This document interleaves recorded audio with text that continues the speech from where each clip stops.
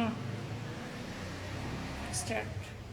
হ্যাঁ, বলো কি বলবো। রাত্রি 11টার সময় বাসা থেকে দোকানে এই বাচ্চার জন্য চিপস নেওয়ার জন্য বেরোলে অতর্কিতভাবে 10-12 জন হামলা করে, আরও তাদের সঙ্গে আরও লোক জড়িত ছিল মারে ফেলার উদ্দেশ্যে।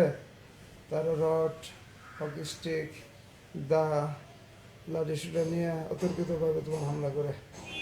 হামলায় মাথায় প্রথম আঘাত করে, মাটিতে পড়ে যাওয়ার পরে অনর্গল সারাটা শরীরে অমানবিকভাবে মারে। হ্যাঁ, প্রত্যক্ষদর্শী বটগাছতলের দোকানে ছিল, দোকানদার, এদিকে লোকজন, এরা সবাই সহযোগিতা করছে মারের ব্যাপারে। হ্যাঁ, পূর্ব পরিকল্পিতভাবে টোটাল মারে ফেলার উদ্দেশ্যে বারবার বলতেছে যত টাকা লাগে দিন। হুমায়ুন চৌধুরী, হ্যাঁ, হুমায়ুন চৌধুরী, চৌধুরী বাড়ির ভাগাসা, হুমায়ুন চৌধুরী যত টাকা লাগে দিবে, তবু মারে হারার নির্দেশ দিছে। আল্লাহ বাসায় রাখছে, কারণ না করে না কিন্তু পায়ের রক টোটাল কাটে ফেলছে। আমি সবগুলার চেহারা চিনতে পারছি। হ্যাঁ, এবং থানায় মামলা নেওয়ার জন্য গেলেও থানায় ওসি ও তাদের কাছ থেকে টাকা খায়।